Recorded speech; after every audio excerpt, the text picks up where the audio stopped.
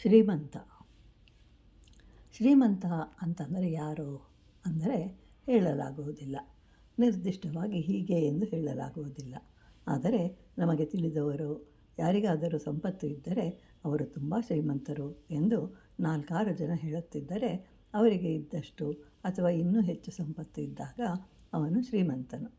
ಅದೇ ರೀತಿ ಬಡವನು ಎಂದು ಹೇಳಬೇಕಾದರೆ ಅಲ್ಲಿಯೂ ಸೀಮಿತವಿಲ್ಲ. ಅಂದರೆ ಭಾವನೆ. ಅಲೆಕ್ಸಾಂಡರ್ ಭಾರತಕ್ಕೆ ಬಂದ.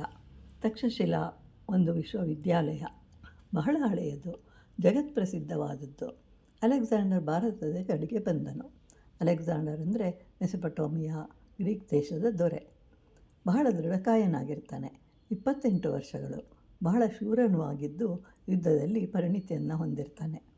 ತಾನೇ ಒಂದು ಸೈನ್ಯವನ್ನು ರಚಿಸಿ ಇಡೀ ಯುರೋಪ್ ದೇಶವನ್ನು ತನ್ನದಾಗಿಸಿಕೊಂಡನು. ನಂತರ ಭಾರತದ ಗಡಿಗೆ ಬರ್ತಾನೆ.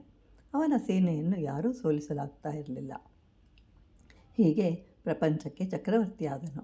ಭಾರತ ದೇಶವನ್ನು ಗೆದ್ದರೆ ಪ್ರಪಂಚಕ್ಕೆ ಸಾಮ್ರಾಟನೆಂದು ಭಾವಿಸಿದ. ಅದರಂತೆ ಗೆದ್ದನು. ಅವನಿಗೆ ಪ್ರಪಂಚದಲ್ಲಿಯೇ ಶ್ರೇಷ್ಠವಾದ ಒಬ್ಬ ವ್ಯಕ್ತಿಯನ್ನು ತನ್ನೊಂದಿಗೆ ತನ್ನ ದೇಶಕ್ಕೆ ಕರೆದುಕೊಂಡು ಹೋಗಲು ನಿರ್ಧರಿಸಿರ್ತಾನೆ. ಆದ್ದರಿಂದ ತಕ್ಷಶಿಲೆಗೆ ಹೋಗಿ ಒಬ್ಬ ಸಂತನಿಗೆ ಅತ್ಯಂತ ಅಮೂಲ್ಯವಾದ ಒಂದು ರತ್ನವನ್ನು ಕೊಡ್ತಾನೆ. ಆಗ ಸಂತನು, ಇದಾವ ರತ್ನ, ಇದು ಯಾರಿಗೂ ಬೇಡ ಅಂತ ಹೇಳ್ತಾನೆ. ಆಕಾಶದಲ್ಲಿ ನೋಡು, ಅಲ್ಲಿದೆ ಶ್ರೇಷ್ಠವಾದ ರತ್ನ, ಅದು ನಮ್ಮದು ಅಂತ ಹೇಳ್ತಾನೆ. ಅದೇ ಸೂರ್ಯ.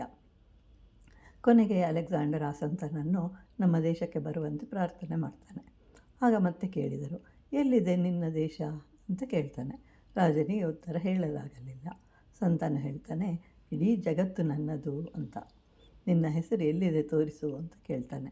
ಕೊನೆಗೆ ರಾಜನು ಸಂತನಿಗೆ, ನೀನು ಬರದೇ ಇದ್ದರೆ ಕೊಲ್ಲುತ್ತೇನೆ ಅಂತ ಹೇಳಿದಾಗ ಸಂತನು, ಅಷ್ಟೇ ಅಲ್ಲವೇ ನಿನಗೆ ಮಾಡಲು ಸಾಧ್ಯ ಅಂತ ಹೇಳ್ತಾನೆ.